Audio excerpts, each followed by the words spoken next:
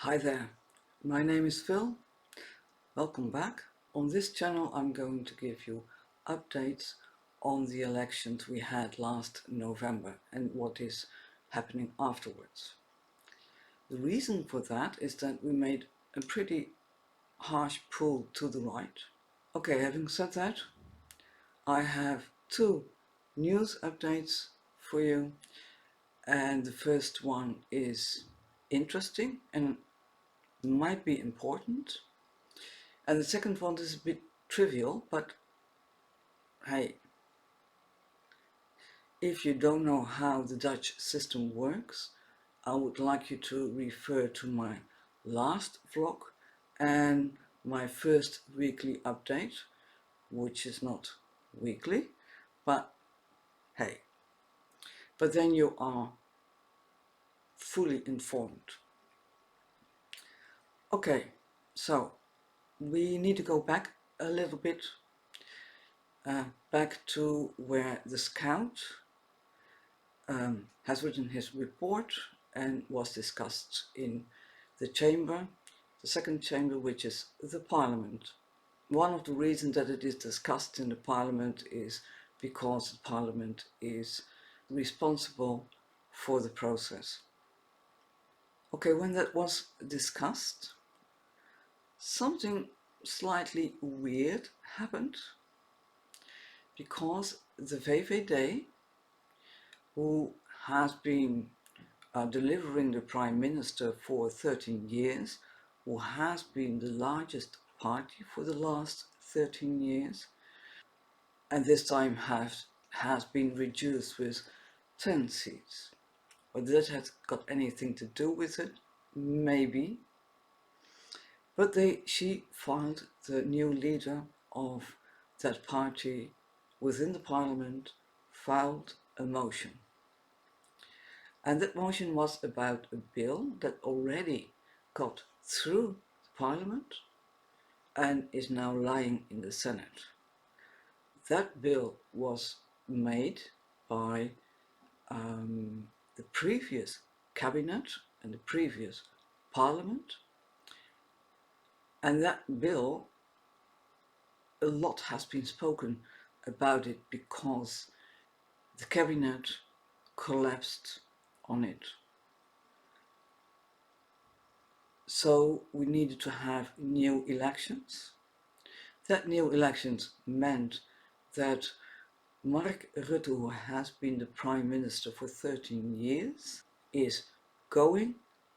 And now Dylan Yesilges is now the leader of the party of the VVD in the parliament.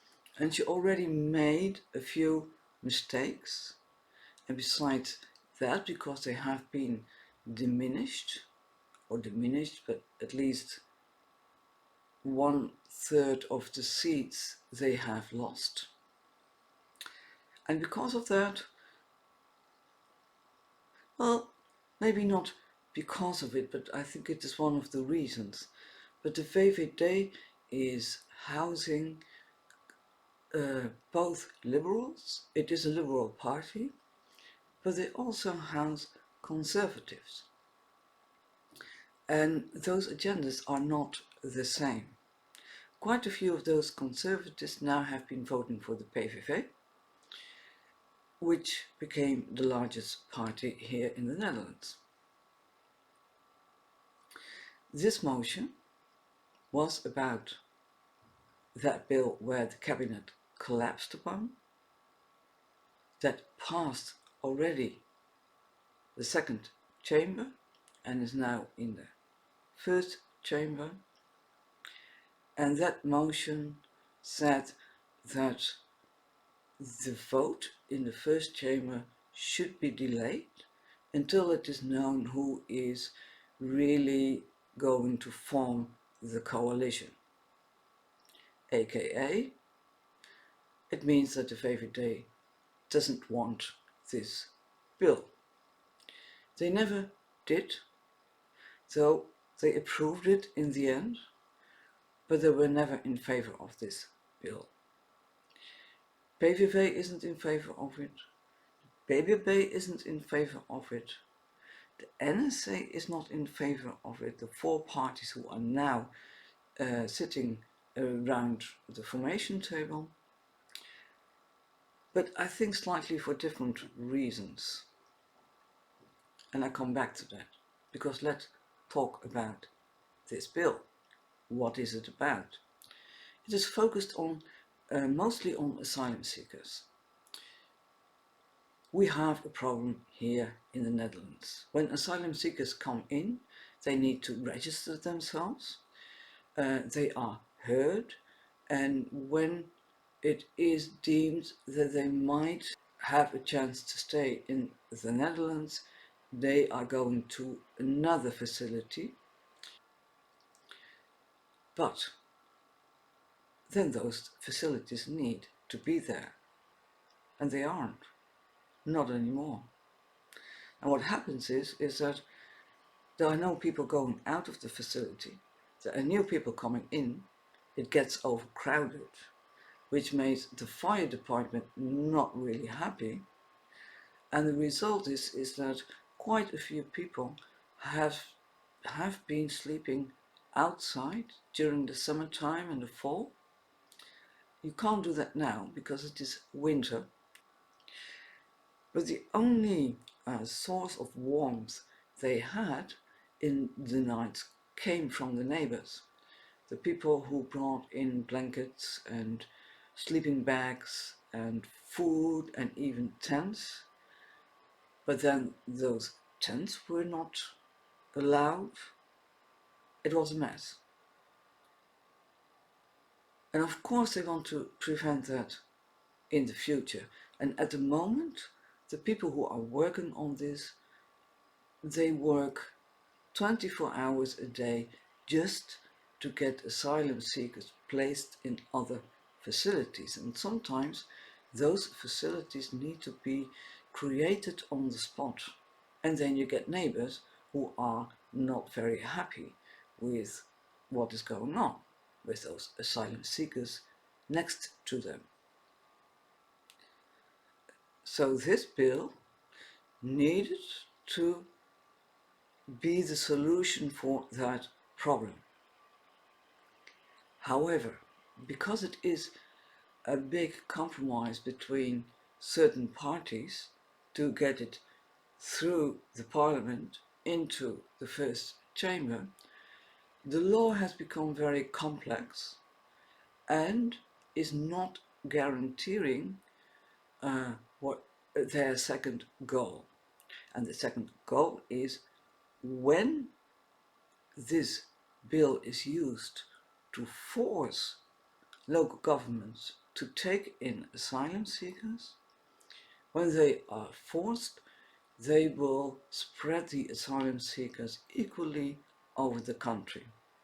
And that is new, because there are towns who really don't want them, who are afraid for fights which do happen. And I can imagine, if you are living in those circumstances where you might live for a few years not being able to work in environments where you hardly have any privacy, I can imagine that riots take place.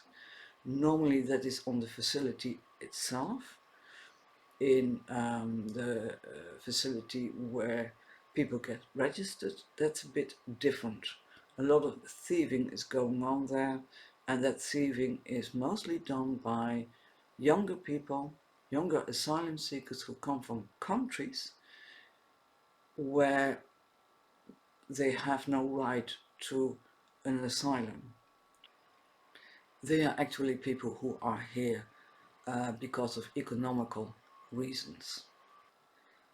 And it might be that that group is actually responsible for the negative image asylum seekers might have, aside of the fact that Muslims don't make a difference between governing and religion, which causes some problems.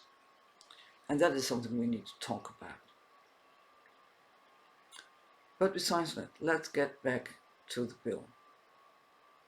The VVD don't want this, don't want more asylum seekers all over the place in the Netherlands. What they want is to restrict the amount of Muslims, especially Muslims, coming in. And as for now, we have been welcomed the Ukrainian people, but I think that the Dutch people start to think differently about them as well, although they aren't Muslims. Okay, this motion has been signed by the 4 parties who are now sitting at the formation table, and 3 parties. For the PVV, I know for sure. The BBB, I don't know that well yet, but I have the idea that they are in favor of restricting asylum seekers, Muslims as well. And the PVV, that is for sure, and the VVD is also most focused on the asylum seekers, because that is what this bill is about. When you look at the NSA, I don't know if they have problems with asylum seekers. What they do have a problem with is that the amount of immigrants, of which the asylum seekers is only a small part of, that the amount of immigrants, expats, students, laborers is that many that we can't cope with it. When we look at the housing market, we don't have enough houses to accommodate everyone who's living here, plus the immigration. We need to solve that problem, according to the NSA, before you can say, okay, we can let hundreds of thousands of people coming in again. So they would like to restrict it to 50,000 people. But nevertheless, they all signed it. There were people wondering why the NSC did that, for the reasons I just mentioned, but also because this motion has no ground. Because you can't make a motion about a bill that already has passed through the parliament. And for the NSA, who is fighting not just in favor of, but fighting for good, reliable governance, I think this is a bit weird. When there is no ground to make a motion like this, why should you sign it? Okay, moving on, because the bill is still in the Senate, and the Senate can say, okay, we approve it or we dismiss it.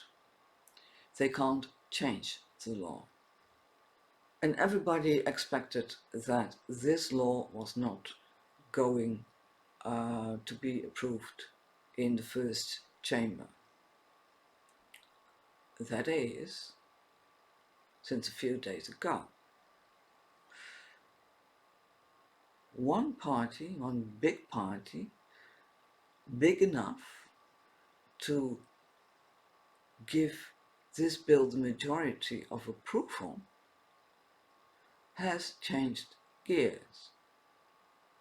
And they say now that they are going to approve this bill. I think the vote is next week somewhere, or the week after, but soon. So anything can happen. But guess which party it is that is now approving that bill? You might have guessed it. If not, it is the VVD. They have two reasons for that. And I think actually that the VVD in the first chamber did their work well. And the first reason is that they don't want to let the organizations who are dealing with this problem, they don't want to let them down, nor the local governments, who I think are more inclined to take in asylum seekers when it is spread over the country. And the second reason they mentioned was that there are enough people now in the second chamber, the parliament, who wants to restrict the amount of asylum seekers coming into the Netherlands. And because of that, they approve this law.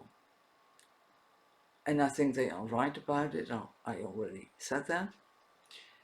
And why do I think so? That is because a tool now is needed.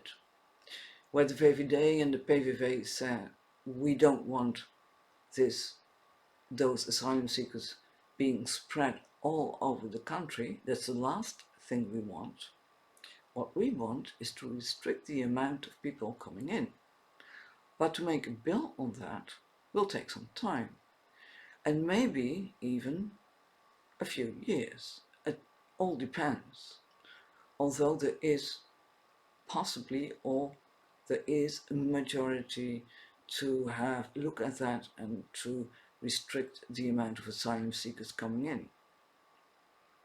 But that bill still needs to be made, needs to be discussed, and the problem is now, this day, yesterday, the day before, and it will be there tomorrow and the day after. And people can't do their job because they are looking for a place for somebody 24/7. And that's not a good thing. So I would say that the VVD in the first chamber has done the right thing. But although we didn't hear anything from the people who are now trying to form a new coalition, suddenly we got a tweet from Geert Wilders telling us that he wasn't amused, in pretty harsh words. I mean, you can't understand them for something different. And when the reporters asked him about it, he said that there was a big problem and that that problem needed to be talked about at the table. And he hopes that it gets solved in the next few days. The only way that it might get solved is if the VVD suddenly says, okay, we are not going to approve this law, this bill. But I don't think that is going to happen. It might, but I don't think so. What it does, it has weakened the position of Dilan Yesilgus.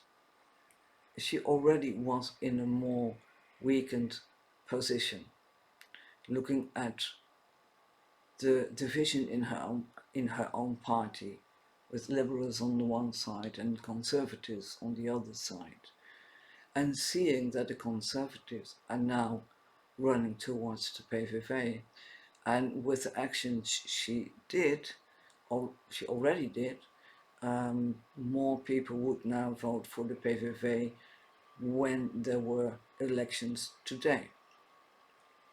So politically, Dilan Yesilgus needs to do something.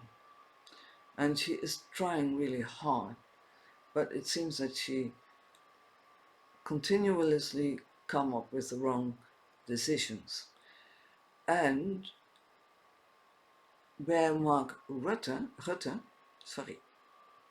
said it in English, where Mark Rutte seems to have control over the party, the whole party, not just within the parliament, although he was the prime minister and he was not the leader of the party in the parliament itself, nor in the Senate. But I guess people found him more trustworthy, except for the NSA. And I think they see that Mark Rutte had a bigger control over the party. The PVV is expecting the same thing from Dylan de Silges. And well, that didn't happen. So how to continue? And what does it mean besides about this bill? What is it going to mean for the formation? Well, there is radio silence again.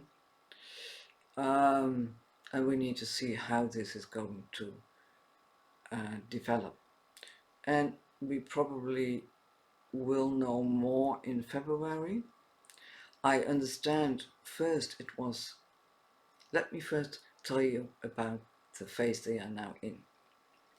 This is a new phase, and I think it is more a scout phase than a formation phase, but nevertheless, officially it is a formation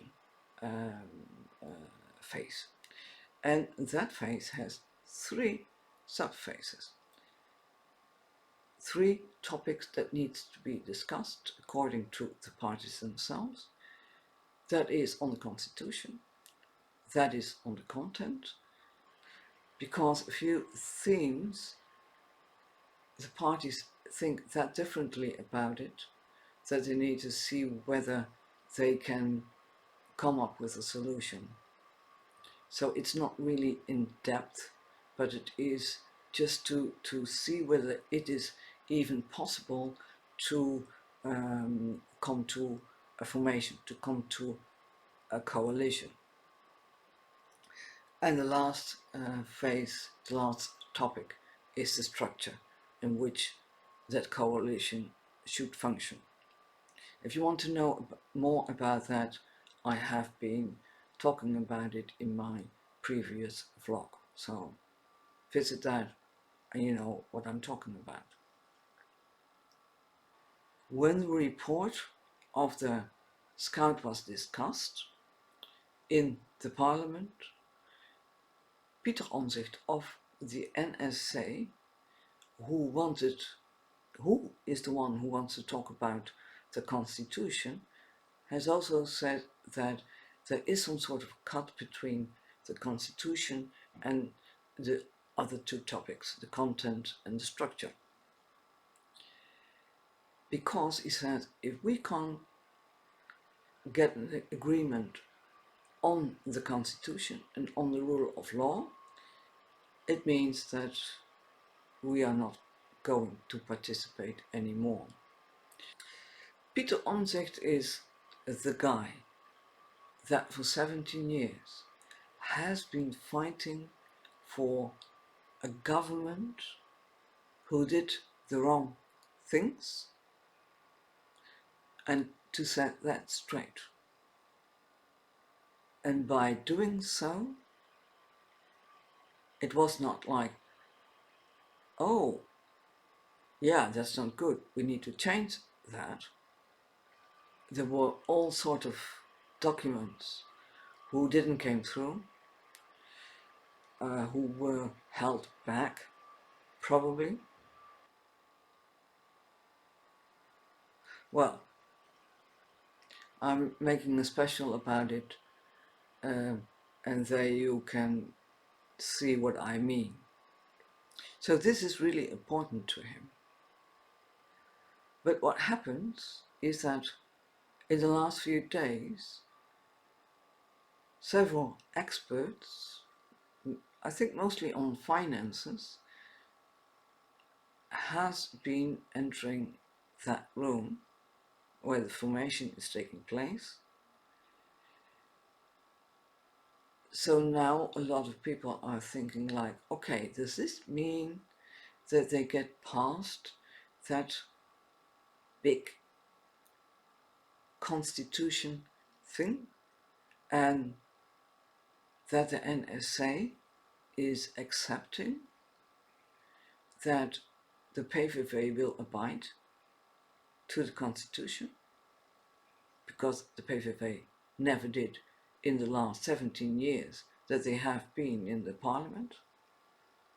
They have made proposals, one after another, that were discriminatory, were against a particular group, the Muslims, and were against a particular religion, the Islam.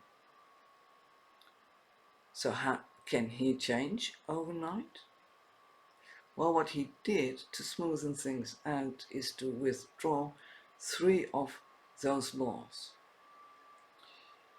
And all 3 have to do with the Islam and with Muslims. But there are still laws not withdrawn who are discriminatory, which is not allowed by the constitution we have here in the Netherlands. So I think that a lot of people didn't expect that they would get past the constitution. And whether they did or not, we actually don't know. That's my trivial update, because we just simply need to wait. What we do see is that they are pushing the date in which the report will be filed. It was the 1st of February, and now we are looking at a date about 2 weeks later. And I need to say that when we are talking about the Constitution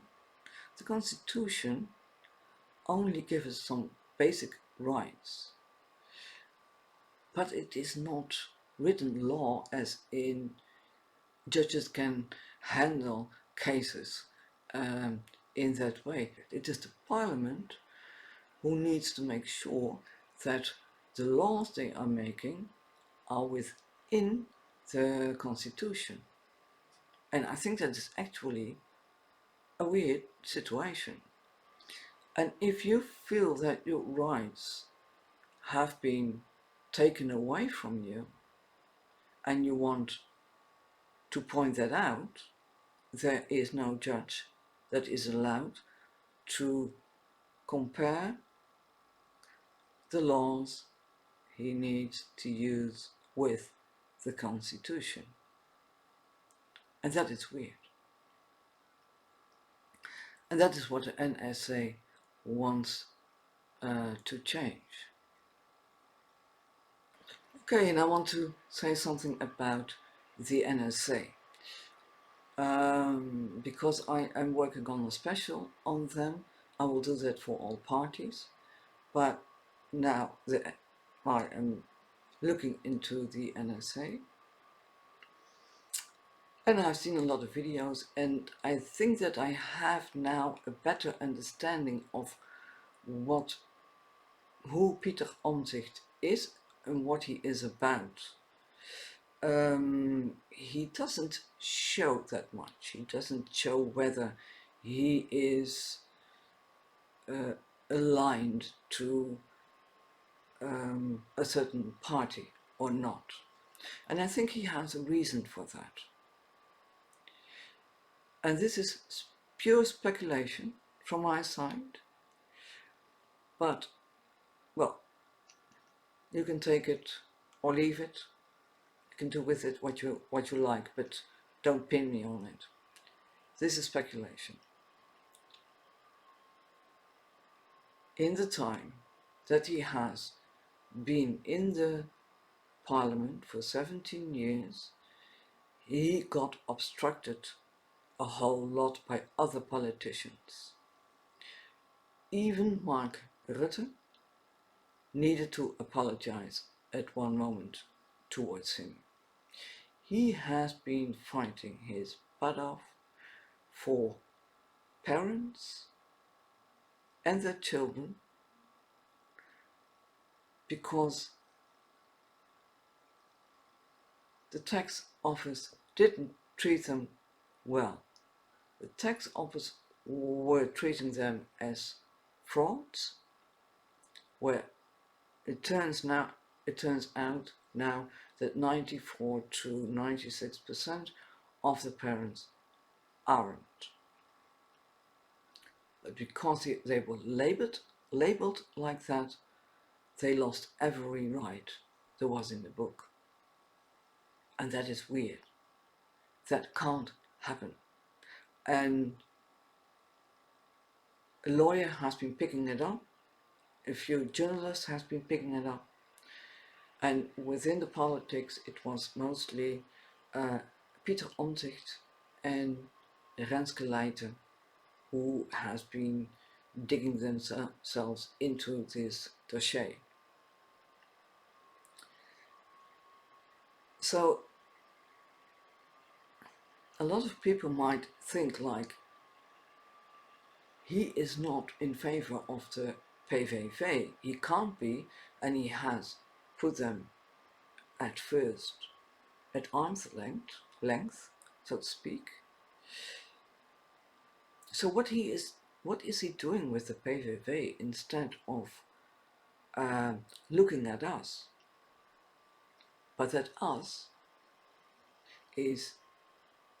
are the parties that have made it very difficult on him and have shown that they are not abiding the Constitution as well.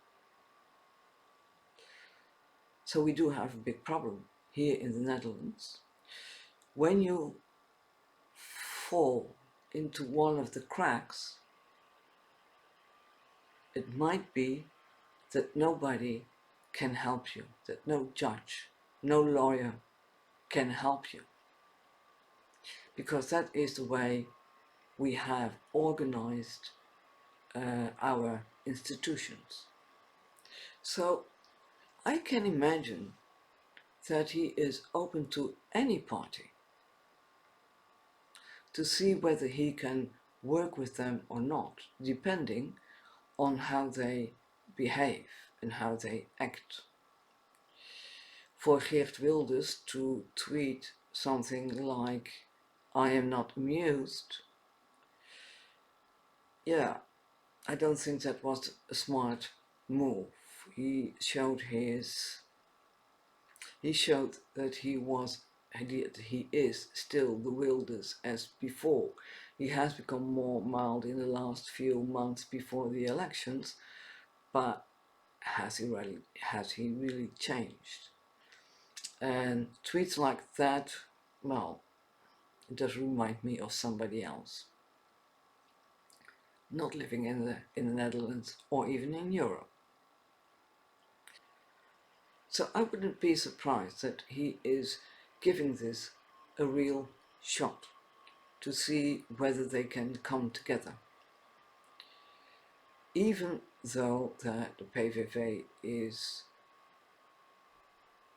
the party who doesn't make a secret about the fact that they have filed proposals which are unconstitutional.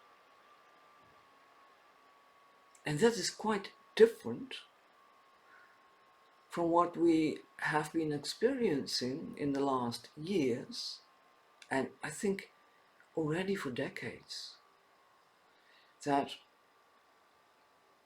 a lot of manipulation is going on and that a lot of people, more than we know of, are falling in the cracks and have no way to go, no way to turn. So it might be that he, in a way, likes to talk with the PVV more than even a few of the other parties. He has a memory as an elephant, and he knows about every decision that has been made by the parties in the last 17 years. And because of that, I don't think he trusts anyone. And he needs to see whether he can make something work that works for him. Okay, well, that was pure speculation. What is not speculation is that there are people walking in that room, experts on certain fields. So they are talking about content. But I guess that it is hard to talk about the Constitution when you're not talking about the content, because the Constitution only safeguards our basic rights. And a few of those basic rights is about our freedom of speech, our freedom of religion, our freedom of expressing ourselves. Actually, to be honest, if there is a party which could function as a bridge between the establishment and the PVV, I think it is the NSA. Problem is that although Peter Omtzigt is a really good member of the parliament and is doing his work very well and has scored with it, with all those people who felt they already knew that something was not right about our judicial system, he is at the same time not a leader. He is not answering questions straight because he has all these details in his head, and when you ask more and more, then those details come out, and then he explains why he hasn't been answering the questions straight away. Because a lot of people have their mouth full of the Constitution and of the rule of law, but Peter Omtzigt knows that there are things done which are not constitutional, or where you can wonder whether it is within the Constitution, and that there are always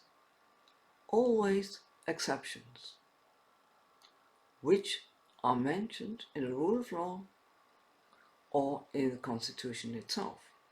But it makes him hard to talk with and hard to set out a certain line. He knows what he wants, he has plans, but politically, how are you going to handle that on that level?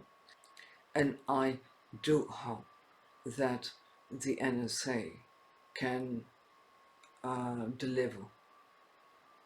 I really do so. If you want to know more about the NSA and the position of Peter Omtzigt, who has been called all sorts of names by his own party, which happened to be a Christian party, who has been pushed and finally decided to keep his seat but to leave the party, and now have decided to establish a new party. I'm afraid that a lot of people already are disappointed in him, and I think we need to wait. We need to wait until he can show whether he is capable of changing our institutions and changing our, I would say, culture. That's a big ask.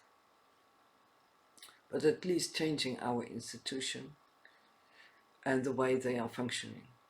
And until then, I think that I'm not going to speculate on it too much. Well, this was already a speculation, but yeah, I don't want to speculate on whether the NSA with Peter Omtzigt are going to deliver. That's hard to say. We need to see. That is in the future, as it is also in the future what is going to happen to Dilan Yesilgus and the VVD, and what is going to happen with this formation. Anything can go. And I think it might be that we are here for a long time. We are just in the second phase, and there are 2 phases left, of which the next phase is mostly the longest phase. In that phase, they are going to negotiate things out to see whether they can form a coalition.